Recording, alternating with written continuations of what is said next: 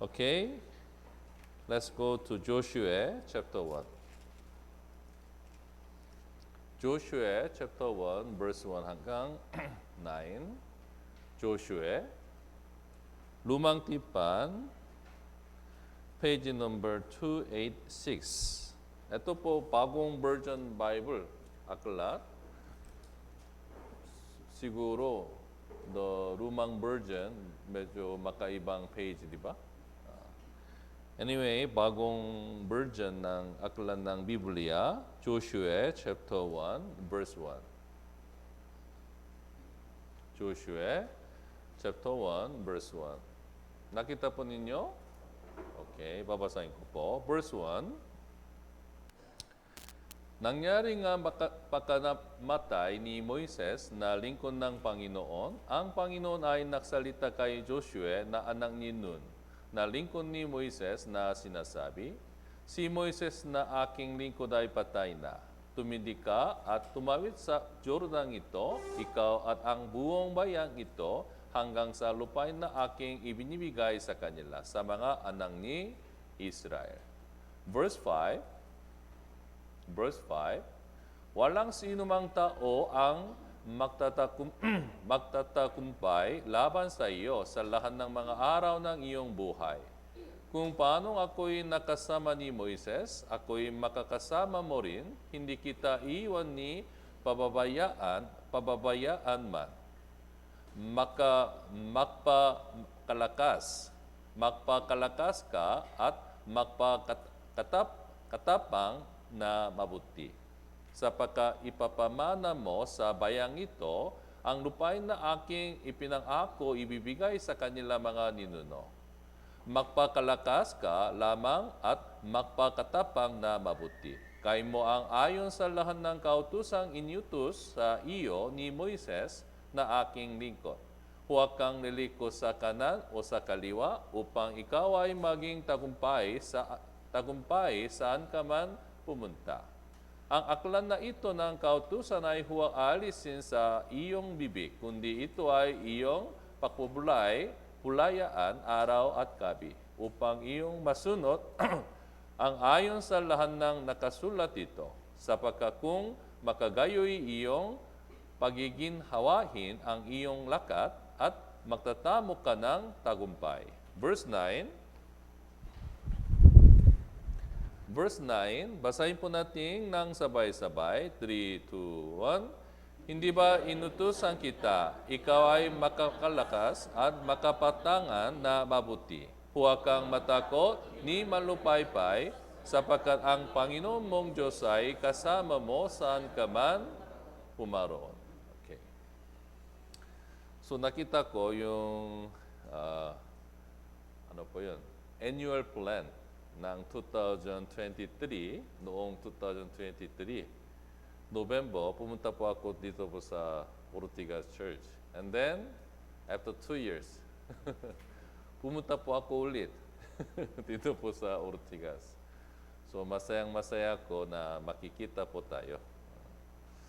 Okay, kumusta po kayo, mga kapatid? Mabuti? Mabuti naman po ako. So, nagpapasalamat ako sa Panginoon dahil ibinigay niya sa atin yung oras na ito na magkaroon ng Bible study. Diba? Sa katunayan, yung Biblia, medyo mahirap na maunawaan. Diba? Medyo mahirap. And then, makapal. Maraming naklas sa Biblia. And then, maraming kwento, and then maraming doktrina. Kaya nga po, upang matutunan ng Biblia, kailangan po nating Bible teacher. Di ba? Bible teacher. And then sa sa inyo, kailangan po ninyong magbasa ng Biblia araw-araw. Ito ay talagang importante. Yung aklan na ito, sa pamagitan ng aklan na ito, matutunan natin kung gaano ka-importante ang pagsunod sa unang oras. Unang oras. So, sa unang oras ay anong gagawin mo sa unang oras ng bagong araw? unang oras, meaning, pagkatapos na gumising po tayo, ano ang ginagawa ninyo? So, una po, pinakauna, ano ang ginagawa ninyo? Ano po? Maligo? Maligo. And then, uminom ng tubig? And then, i-check po. Ano po yung cellphone. Di ba? Uy, nag-check siya. Di ba? And then, anong ginawa ninyo? Mga kapatid. Sa katunayan, sa kwento na ito, meron po isang tao ng Panginoon, Joshua, di ba? Si Moises ay namatay na. Pagkatapos ni Moises, si Joshua ay naging ninuno. Si Joshua ay naging isang leader, di ba? Pinaka-leader. Kaya nga po, siguro, siyempre, takot na takot siya. Uy, wala na si Moises. Ako ay naging isang leader ng Israelita na may maraming problema, maraming reklamo, di ba? Sa loob ng 40 years, nakita niya anong ginawa ng mga Israelita, di ba? Ginawa ng mga Israelita ang maraming problema. Nang reklamo sila, nakasala sila, laban kay Moises, laban sa Diyos. Kaya nga po maraming tao ay pinatay na, di ba?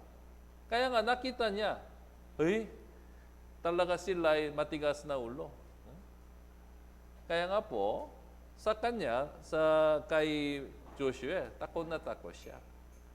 Panginoon, anong dapat kong gawin? Dahil sila ay talagang may matigas na ulo.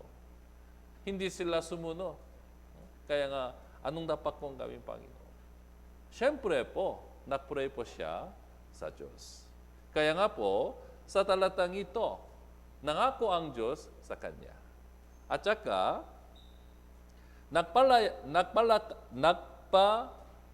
nagpakalakas kay Joshua sa pamagitan ng pangako ng Panginoon. Sa katunayan, verse 1 and verse 2, utos ng Panginoon. Tapag kang sumunod sa aking salita. And then verse 5, ito ang pangako ng Panginoon. And then verse 7 hanggang 9, utos at pangako. Kaya nga po, yung verse na ito ay para sa atin, para din sa atin, di ba? Opo. Meron po doon, utos ng Panginoon sa ating Kristiyanong pamumuhay. And then, meron din po doon, pangako ng Panginoon. Please mark here, Matthew chapter 10. Matthew chapter 10, verse 1. Sa katunayan, Matthew chapter 10, buong chapter na ito ay para sa evangelista, evangelist. Sino po ang evangelist? Tayong lahat, di ba? Tayong lahat po. Kaya nga po, kung gusto ninyong mag-evangelize sa mas maraming tao, tapan ninyong magbulay-bulay. Kailangan po ninyong magbulay-bulay ang mga verse na ito. Verse 1, Matthew chapter 10, verse 1. Pagkatapos ay tinawag ni Jesus ang kanyang 12 alagad. Para saan po? Para sa ebanghelismo. Tinawag ni Jesus ang kanyang 12 alagad. Pero ano ang problema? Sila'y edukadong tao? Peter, Pedro, Santiago, Juan, and then ibang alaga, sila'y edukado? Sila'y malakas? Sila'y may mataas na position? Wala po, di ba? Pero, tinawag ni Jesus sila upang sila'y maging isang preacher. Ito po ay utos ng Panginoon. And then, anong ginawa ni Jesus? Pagkatapos ay tinawag ni Jesus ang kanyang 12 alagad at kanyang binigyan sila ng, ano yun? Kapangyarihan. Ibig sabihin po, kung ang Diyos ay nautos, iniutos ng Panginoon sa mga Kristiyano, meron po utos. Ipangaral mo ang Ebanghelyo. Kung gayon, at the same time, ibibigay niya sa akin ang kapangyarihan.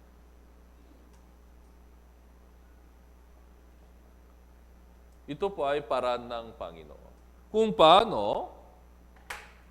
paano tayo'y ginagawa ng Panginoon. Kaya din naman po sa Josue chapter 1, tinawag ng Diyos si Joshua na isang leader ng Israel. And then, anong ginawa niya? Anong ginawa ng Panginoon? Opo, doon po, maraming pangako ng Panginoon. Kaya, Joshua chapter 1, verse 5, ito po ay pangako ng Panginoon. Joshua chapter 1, verse 5, walang sinumang tao ang magtatagumpay laban sa iyo sa lahat ng mga araw ng iyong buhay. Kung paanong ako'y kasama ni Moises, ako'y makakasama mo rin. Hindi kita iwan ni pababayaan man. Hindi kita iwan ni pababayaan man. Ito ay pangako ng Diyos. Kaya nga po, ikaw ay maging pinakamalakas. Nangako ang Panginoon sa Kanya. Naintindihan po? Naintindihan po? Opo. Paki po hindi. Kung walang sagot, yung sermon ay magiging mahaba. 2 hours, 3 hours. Okay lang po? Okay lang? Thank you po.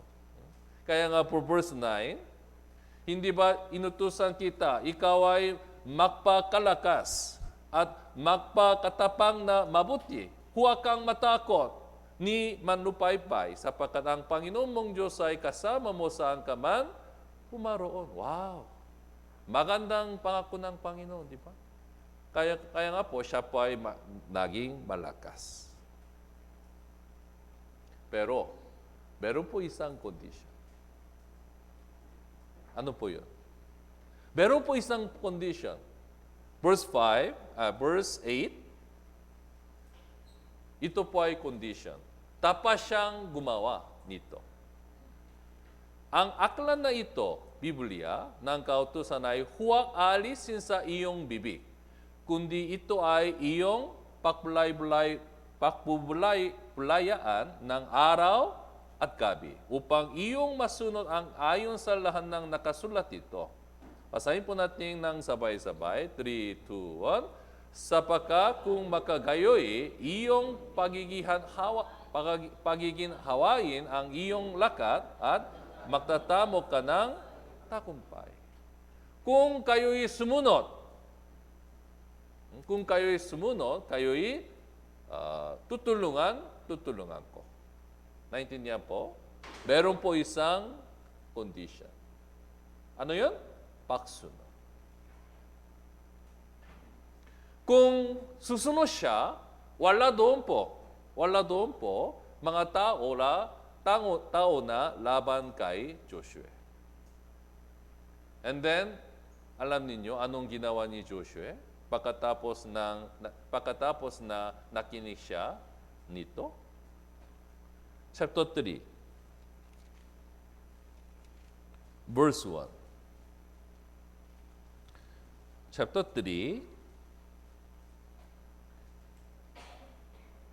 3, verse 1, kinaumagahan, magang bumangon si Joshua.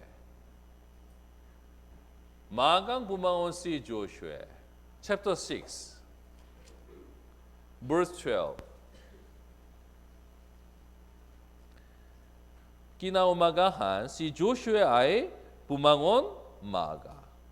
Chapter 7, verse 16.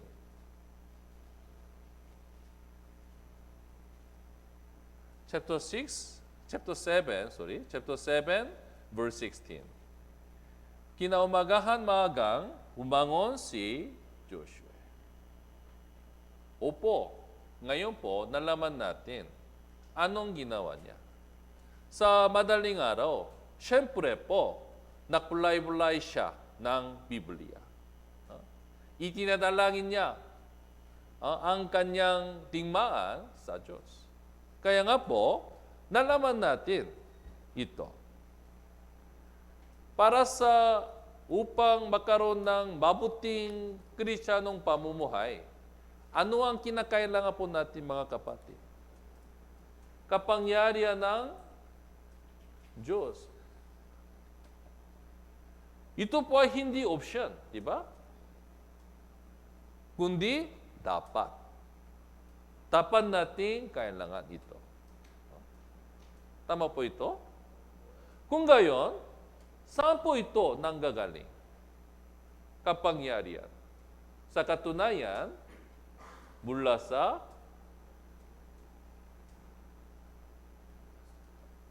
pagsunod.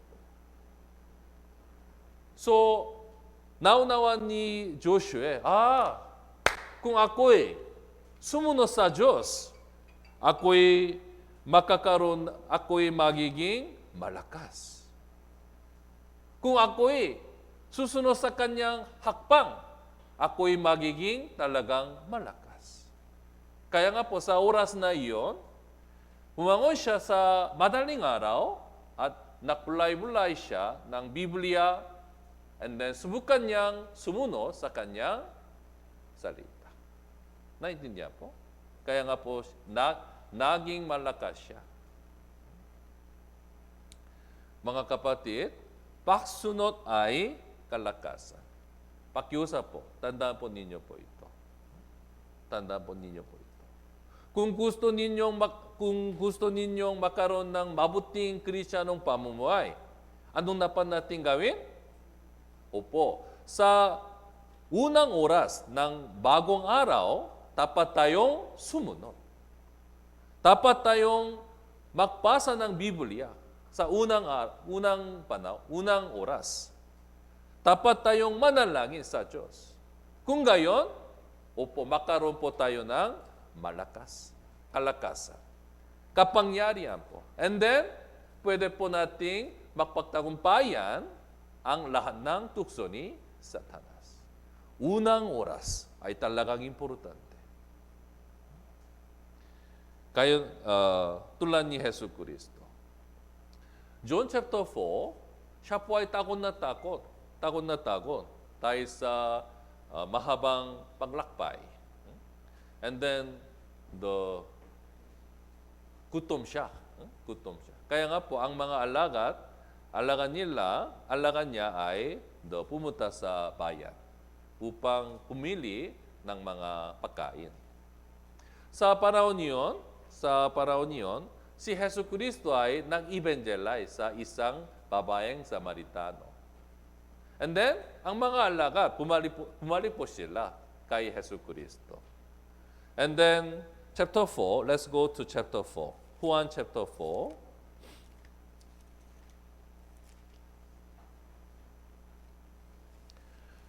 Juan chapter 4, verse 31.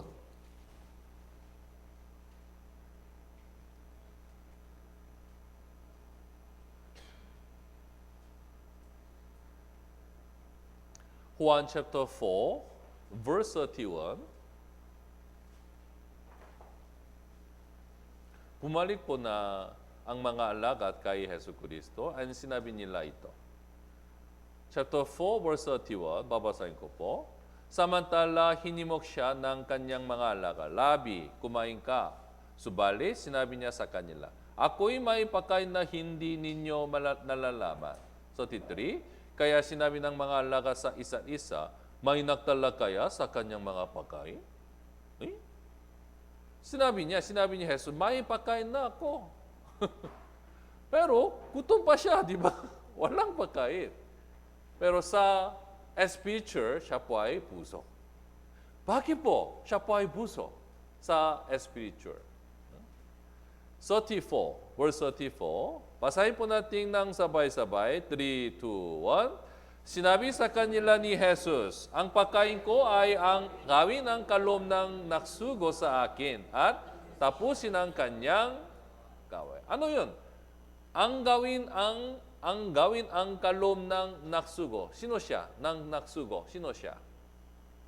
Diyos Ama, di ba? Meaning, sumunod si Jesus sa salita ng Diyos Ama. Yun po yung pagkain na spiritual. Kaya nga po, kahit katawan niya, yung his body, physical body, gutom pa. Pero, spirito niya ay busog, di ba?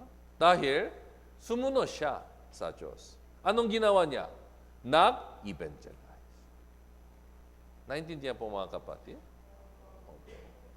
Kaya nga po, Juan chapter 8, verse 29.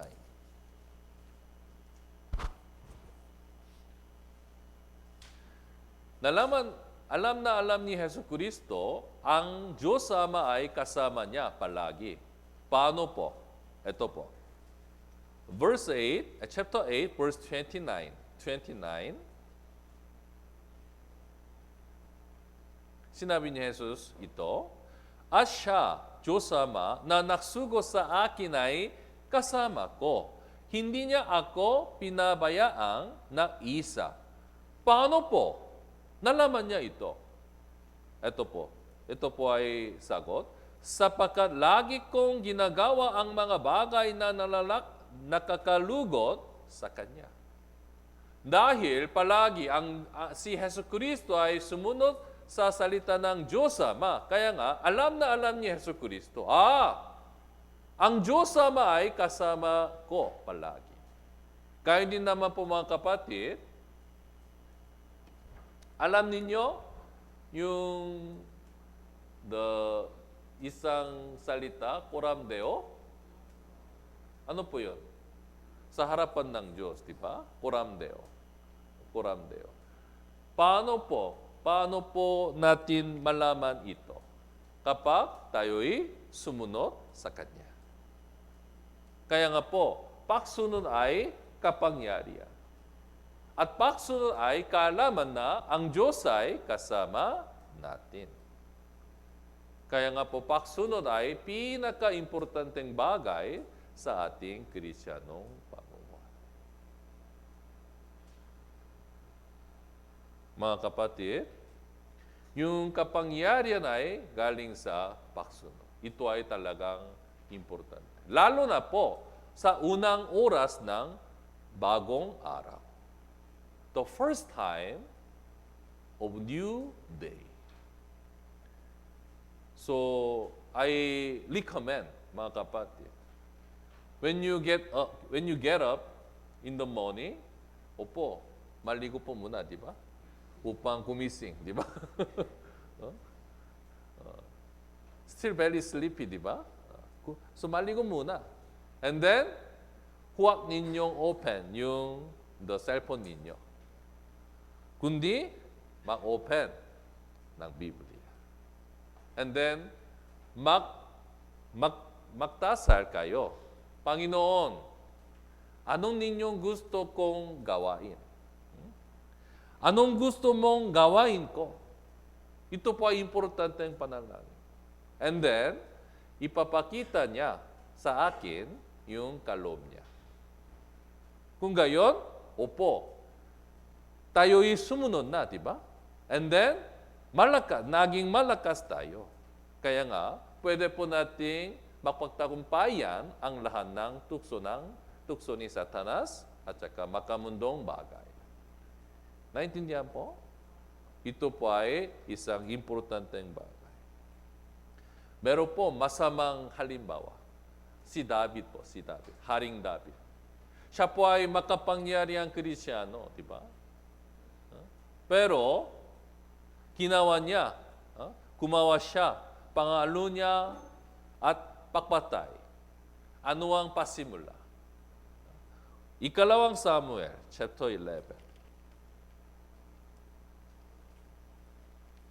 Natalo siya sa unang oras ng ng bagong araw. Natalo siya. Ikalawang Samuel, chapter 11.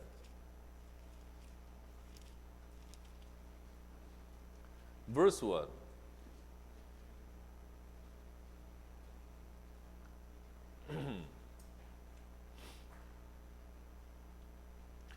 Ikalawang Samuel, chapter 11, verse 1.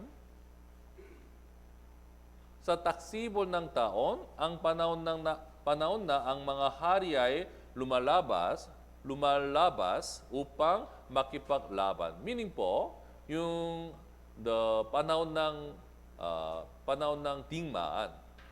Kaya nga po, maraming sundalo ay lumabas. Sinugo ni David si Joab, isang general, at ang kanyang mga lingkod na kasama niya. At buong Israel kanilang sinalanta at ang mga Amonita at kinupkop ang Lapa. Ngunit si David ay nanatili sa Jerusalem. Hindi siya pumunta sa tingmaan. Hindi siya sumama. Kundi nanatili siya sa Jerusalem. Para saan po? Upang manalangin? Upang makhandog sa Diyos? Hindi po. Anong ginawa niya? Verse 2. Isang dapit hapon. Umaga o hapon? Hapon. Nang si David ay pumangon sa kanyang higaan. Tama siya. Diba? Ito po ay pasimula ng malaking kasalan. Alam niyo po mga kapatid, palagi po, tinutuksan ni Satanas tayo. Tayo'y tinutuso ni Satanas. Palagi po. Pero, ito ay hindi madali na tayo'y nagkaroon ng malaking kasalanan.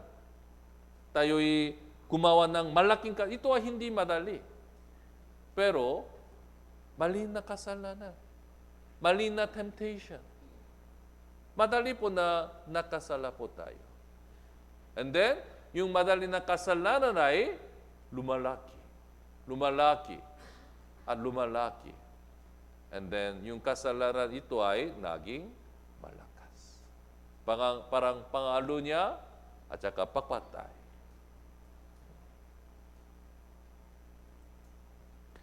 Sa katunayan, pagiging tamad ay mukhang mali na kasalanan. Pero sa pamagitan ng mali na kasalanan, si Haring David ay gumawa ng malaking kasalanan. Bakit po? Dahil natalo siya sa unang oras ng bagong araw. Naintindihan po? Kaya nga po mga brothers and sisters, dapat po tayo sumunod sa unang oras ng bagong araw. We must obey the first time of the new day. Ito po ay talagang importante. Sa katunayan, siya po ay pinabanggit sa Biblia ng mas madalas kaysa sinumang tao, pagkatapos ni Hesus Kristo. Siya po ay malakas na Kristiyano, di ba? Siya po ay isang ano po 'yon? Shadow. Ano 'yon? Shadow. Anino ni Hesus Kristo, di ba?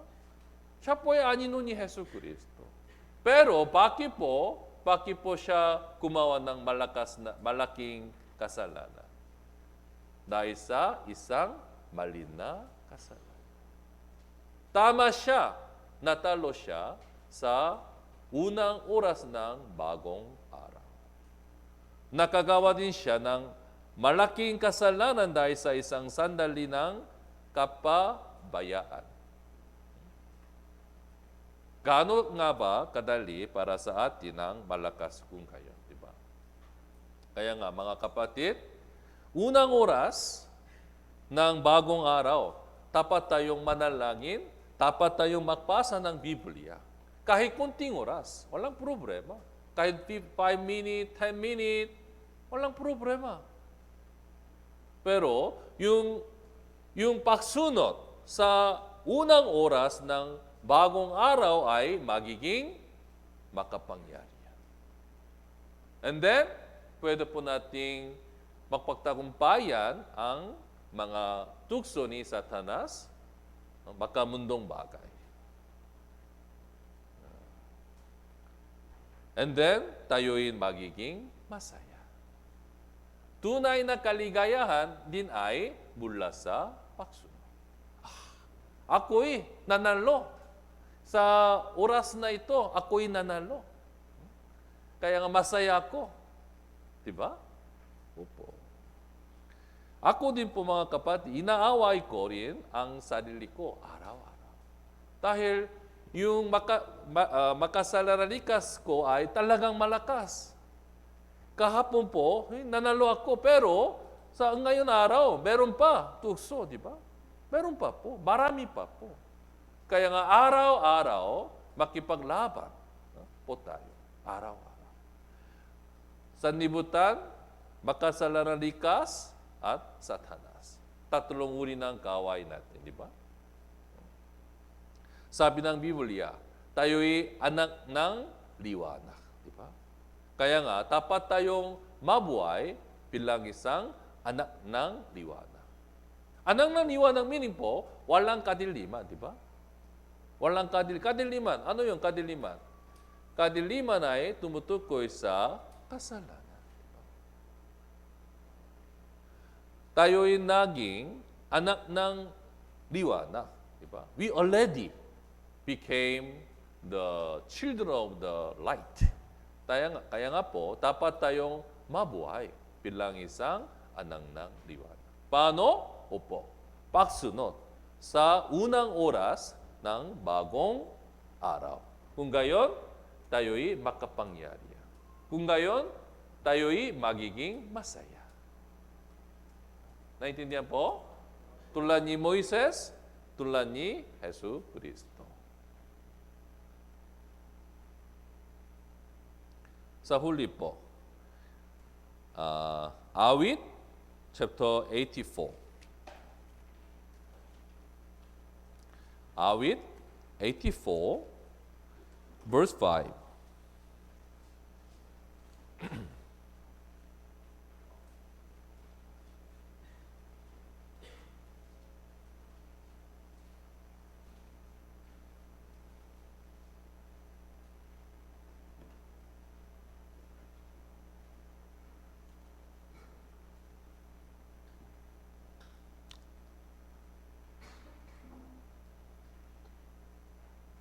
Awit 84, verse 5. Papasahin ko po. Mapalang ang mga tao na ang mga kalakasan ay nasa iyo.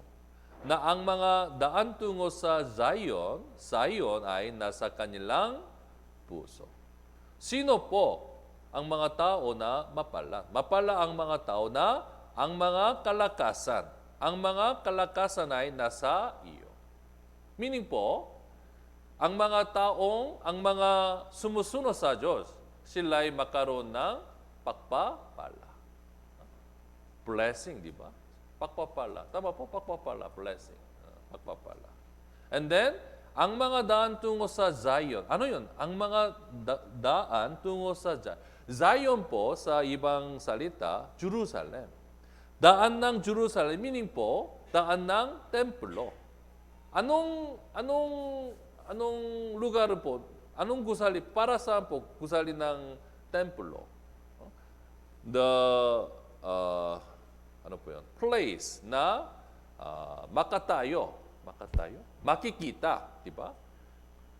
Yung lugar ng templo ay isang lugar kung saan po makita natin ang Diyos, di ba? Kaya nga po, ang mga daan tungo sa Zion, meaning, the taong nakikita ang Diyos. nakikita ang Diyos, ay nasa kanilang puso. Verse 12. Verse 12, basahin po natin ng sabay-sabay. 84, verse 12. Basahin po natin ng sabay-sabay. 3, 2, 1. O Panginoon ng mga hukbo, mapalad ang taong nagtitiwala sa iyo. Mapala ang taong nagtitiwala sa iyo. Sino po ang magtitiwala sa Diyos?